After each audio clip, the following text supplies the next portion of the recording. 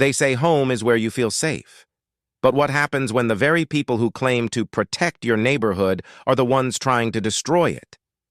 Imagine waking up to find threatening letters in your mailbox, fines piling up over absurd rules, and whispers from neighbors who suddenly turn cold.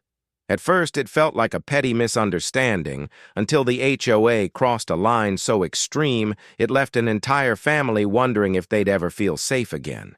How far would you go? When your own community decides you're the enemy? For years, the Martins believed they had found the perfect place to call home. Their modest two-story house sat on a quiet street lined with old oak trees, where children rode bikes in the summer and neighbors waved from their porches.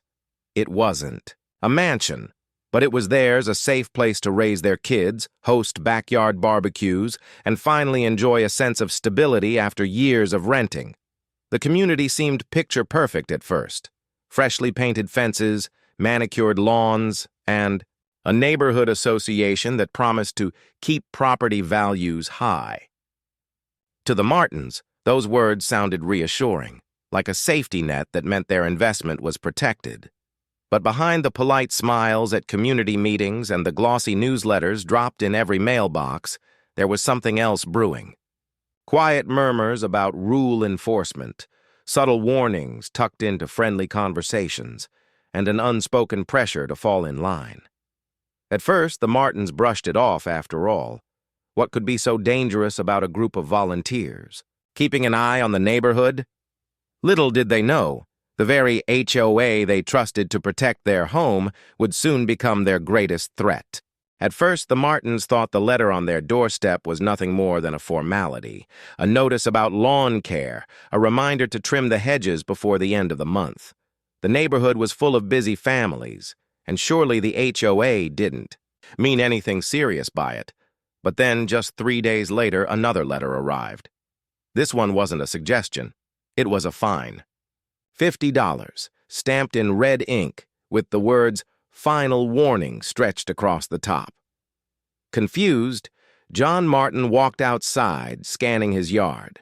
The grass wasn't overgrown, the shrubs were neatly shaped, and the paint on the shutters looked just fine. He couldn't find a single thing wrong. But the HOA wasn't interested in reason. The letter accused the Martins of failure to comply with community landscaping standards, a vague phrase that offered no specifics. John shrugged it off, tossing the fine in the trash. But the following week, another envelope appeared. This time, the fee had doubled, and so had the accusations. Suddenly, it wasn't just about the yard. The HOA claimed their garbage cans were visible from the street, even though they were tucked neatly beside the garage. Then came complaints about their kids' bicycles left in the driveway, followed by a notice that their backyard fence was not up to community color guidelines. It was as if the Martins had a target on their backs. At first, they tried to comply. John repainted the fence, his wife Emily dragged the trash bins further behind the garage, and the kids dutifully stored their bikes in the shed each night. They did everything by the book. But the fines didn't stop. If anything, they multiplied. Every week, a new notice. Every notice harsher than the last. It became a ritual, the sound of the mailbox slamming shut followed by the sinking feeling in John's stomach as he tore open another demand for money. Soon, the fines reached over $1,000. And when the Martins attempted to dispute them, the HOA doubled down, claiming that non-payment itself was a violation worthy of additional penalties.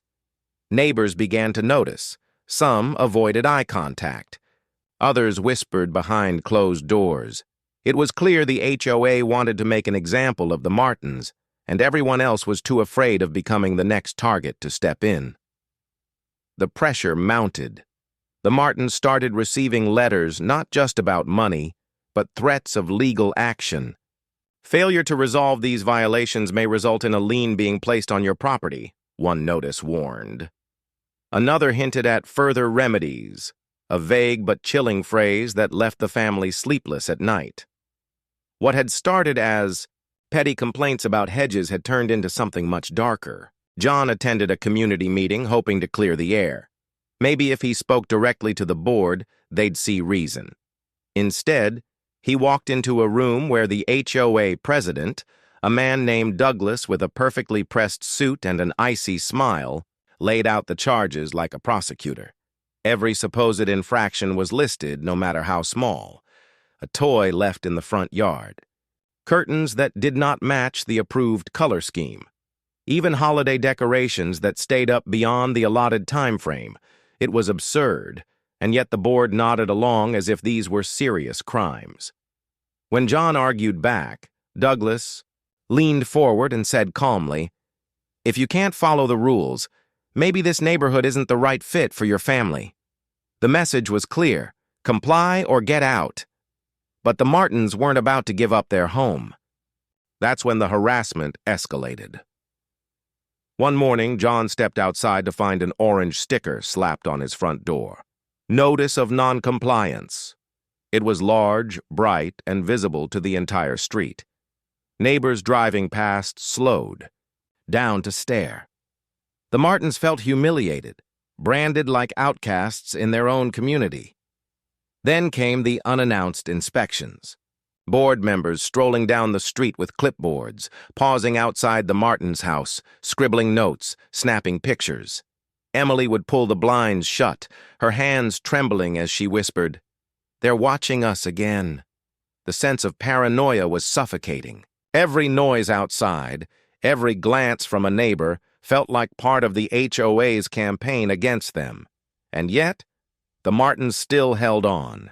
They paid what they could, documented every unfair notice, and searched for legal advice. But as they soon learned, fighting an HOA wasn't easy. The board had lawyers on retainer, a budget funded by community dues, and bylaws written in dense legal jargon designed to protect themselves. Weeks turned into months. The fines ballooned into thousands of dollars. The Martins' mailbox overflowed with threats. And then, one evening, a certified letter arrived, one that made their blood run cold. The HOA wasn't just threatening anymore. They were moving to place a lien on the Martins' home. If the family couldn't pay, the board could force them into foreclosure. Their dream home, the place they had built a life in, could be ripped away over trash bins and paint colors. The Martins stared at the letter in disbelief. It didn't seem real. Could a homeowners association truly take their house? The answer, they would soon find out, was yes. And Douglas, the smug president, seemed determined to make that happen. But what the HOA didn't know was that the Martins weren't as powerless as they appeared. Beneath the fear and frustration, a plan was forming, one that would turn the tables in the most unexpected way. The Martins had been backed into a corner, but pressure has a way of creating clarity. With stacks of evidence and a growing determination, they prepared for the ultimate showdown. John requested a hearing with the HOA board, not because he expected fairness, but because he wanted everything on record. In a packed room, he laid out copies of every letter, every contradictory demand, every photo proving compliance. Emily read a statement detailing the emotional toll, the sleepless nights, the humiliation, the fear their children now associated with their own home. Douglas smirked, dismissing their efforts as emotional theatrics. He boasted that the board's authority was ironclad, that the Martins had no legal ground. His arrogance was palpable. But then John dropped the bombshell. With the help of a neighbor quietly sympathetic to their cause, the Martins had obtained internal HOA emails. In them, Douglas admitted to making an example of the Martins to remind others what happens when rules are ignored. It was proof of targeted harassment, a vendetta, not enforcement. Gasps filled the room.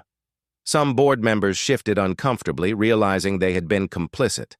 Others looked at Douglas with a mixture of shock and betrayal, and just like that, the balance of power shifted. The Martins took their case beyond the HOA, filing a lawsuit with the State Housing Authority. Douglas, once smug and untouchable, was forced to defend himself under oath. What had once been whispers in the neighborhood became headlines in the local paper. Homeowners sue HOA for harassment. For the first time in months, the Martins felt hope. When the Martins received the certified letter threatening foreclosure, it felt like the final straw. For days, their home, once a sanctuary, felt like a ticking time bomb. But what Douglas and his board underestimated was the Martins' resilience. They weren't going to quietly hand over their house. They were going to fight back.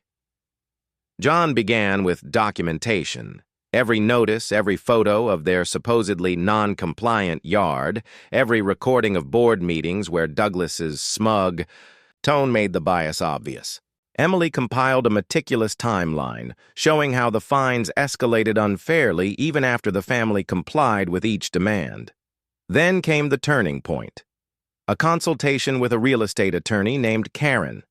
She studied their paperwork and leaned back with a frown.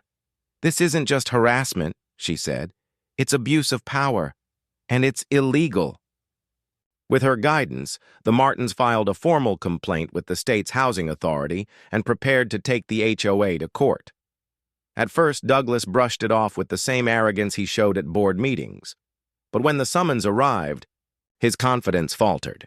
He had underestimated the Martins, and worse, he had underestimated how much the board's dirty laundry would stink when dragged into public view. The courtroom became the stage for a battle the Martins had never imagined fighting. On one side, Douglas and the HOA's attorney rattling off bylaws.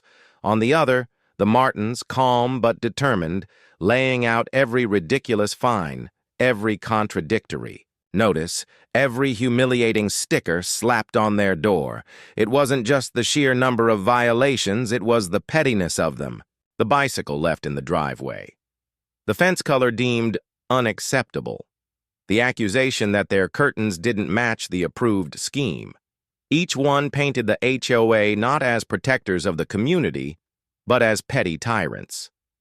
Then came the bombshell. Karen revealed financial records showing the HOA had spent thousands of dollars of community funds on legal enforcement actions, almost all of them directed at the Martins. Douglas had essentially weaponized the neighborhood's own money against one family, draining the association's budget in his personal crusade. The verdict was swift and devastating. The court ruled in favor of the Martins, declaring the HOA's fines unlawful and ordering them to be wiped clean. The lien was removed, and the association was fined heavily for abuse of power and harassment.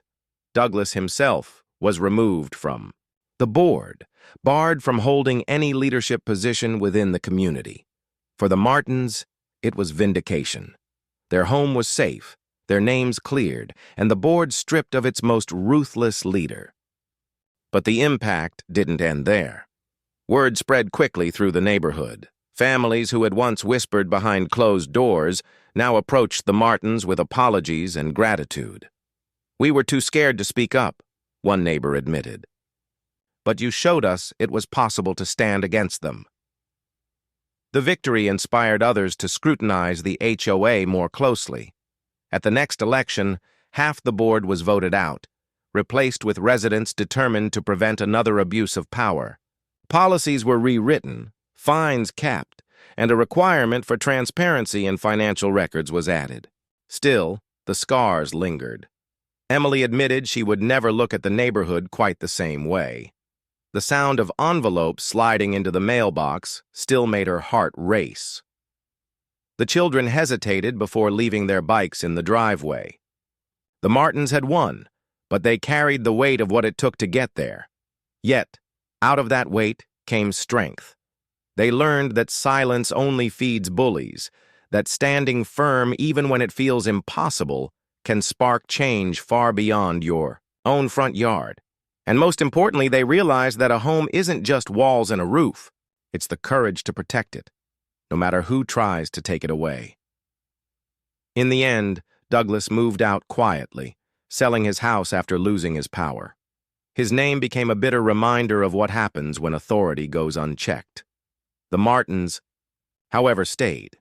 They planted new flowers in the front yard, repainted the fence not because the HOA demanded it, but because they chose to.